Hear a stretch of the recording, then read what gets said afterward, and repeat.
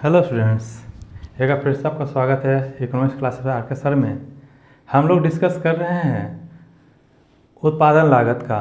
तो उत्पादन लागत में अब तक हम लोग पिछले वीडियो में अल्पकालीन अवधि में जो स्थितियां होती हैं उनका अध्ययन कर चुके हैं।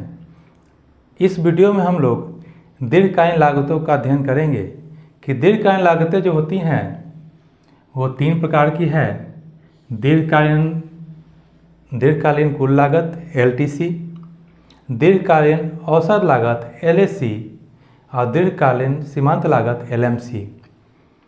तो दीर्घकालीन औसत लागत को प्राप्त करने के लिए वही प्रोसेस होता है LAC = LTC/Q, यानी जब कुल दीर्घकालीन लागत में जब उत्पादन से भाग देंगे तो हमें औसत दीर्घकालीन लागत प्राप्त हो जाती है, यानी दीर्घकालीन औसत लागत की प्राप्ति हो जाती है।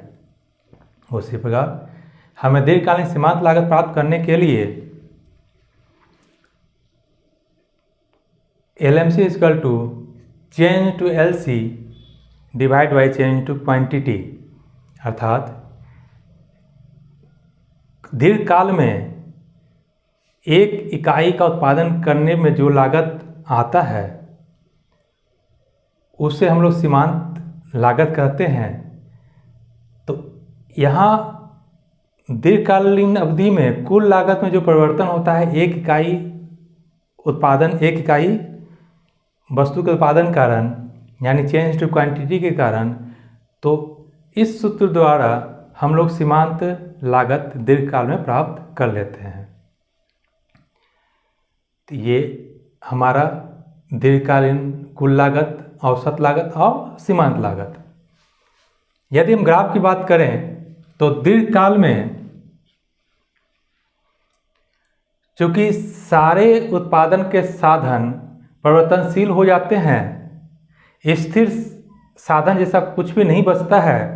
जब सभी साधन परिवर्तनशील हो जाते हैं, परिवर्तनशील हो जाते हैं सभी साधन, तो जो उत्पादन शुरू होता है वह शून्य से शुरू होता है, क्योंकि अब कोई भी स्थिर साधन नहीं बचा है, स्थिर लागत नहीं बचा है, जो कि हमारे अल्पकाल में TFC के रूप में हमें प्राप्त होता था। यहाँ पर TFC यानी कुल स्थिर लागत जैसा कुछ भी नहीं है।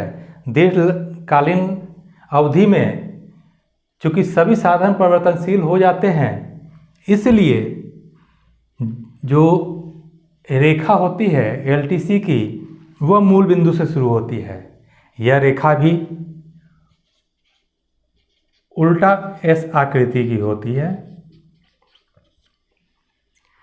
लेकिन दोनों में अंतर यही है कि अल्पकालीन अवधि में वह ऊपर से शुरू होता है, कुल लागत वक्र अल्पकालीन अवधि में शून्य से शुरू ना होकर ऊपर से होता है, जबकि दीर्घकालीन अवधि में LTC वक्र शून्य से यानी मूल बिंदु से शुरू होता है, क्योंकि सभी साधन परिवर्तनशील हैं। जैसे जैसे हम इकाइयों को लगाते जाएंगे हमारा उत्पादन शुरू हो जाएगा। यहाँ कोई स्थिर साधन नहीं है।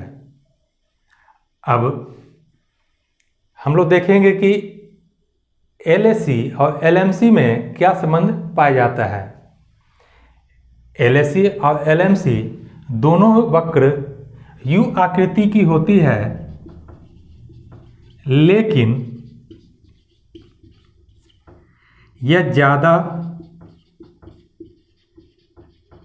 चपटी होती है। इस तरह से यह रेखा इस तरह से ना होकर इस तरह से होती है। LAC वक्र भी और LMC वक्र भी, क्योंकि यह शून्य से शुरू हो रहा है और चूँकि अवधि जो है दीर्घकाल की अवधि है, तो जो उत्पादन लागत है, चाहे औसत लागत हो दीर्घकालीन अवधि की या दीर्घकालीन सीमांत लागत हो, वह धीरे धीरे गिरती है, फिर स्थिर होती है और फिर धीरे धीरे ऊपर की ओर बढ़ती है।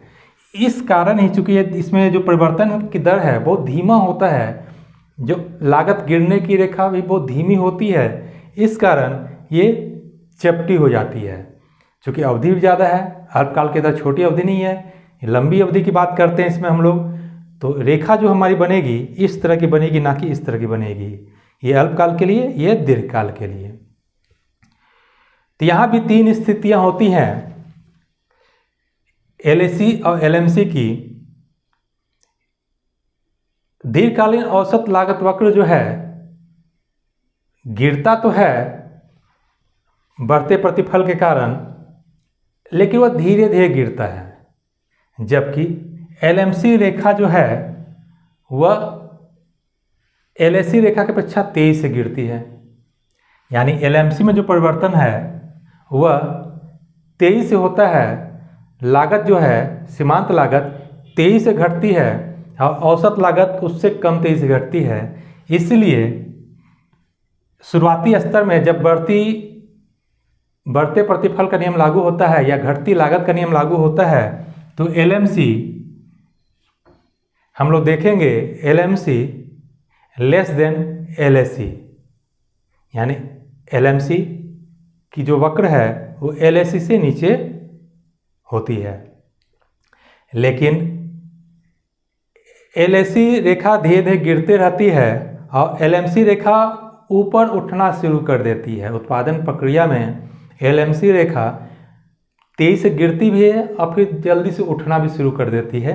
इसलिए LMC रेखा LAC रेखा को उसके न्यूनतम बिंदु पे कट करते हुए ऊपर निकल जाती है, जो हम लोग ए पॉइंट पे दिए हैं। यहाँ LAC = LMC, यहाँ LMC रेखा LAC रेखा को नीचे से ऊपर की ओर काटते हुए निकल जाती है और ए बिंदु के दाईं ओर यानी इस ओर देखेंगे LAC रेखा यानी औसत लागत, दीर्घकाल में औसत लागत बढ़ती तो है लेकिन धीमी गति से बढ़ती है, जबकि LMC में यानी दीर्घकालीन सीमांत लागत में घटते प्रतिफल के कारण वृद्धि होती है, वह LAC की अपेक्षा ज़्यादा तेजी से होती है। इसलिए LMC रेखा LAC के ऊपर निकल जाती है। इसको हम लोग ने दिखाया है LMC greater than LAC, यानी दीर्घकालीन सीमांत लागत ज़्यादा है दीर्घकालीन औसत लागत से।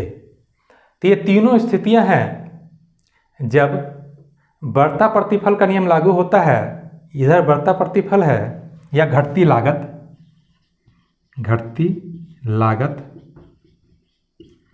इस स्थिति में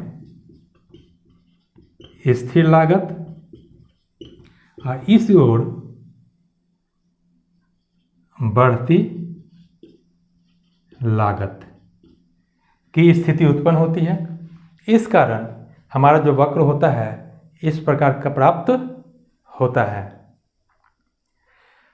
तो हमने पिछले कुछ वीडियो को मिलाकर उत्पादन लागत को समझ लिया है। अब आगे के वीडियो में हम लोग आगम यानी उत्पादन आगम को देखेंगे, रेवेन्यू को देखेंगे कि कैसे हम उत्पादक को रेवेन्यू की प्राप्ति होती है। तो उत्पादन लागत के संबंधित सभी वीडियो देखें और उससे संबंधित अपने विचार को साझा करें। धन्यवाद।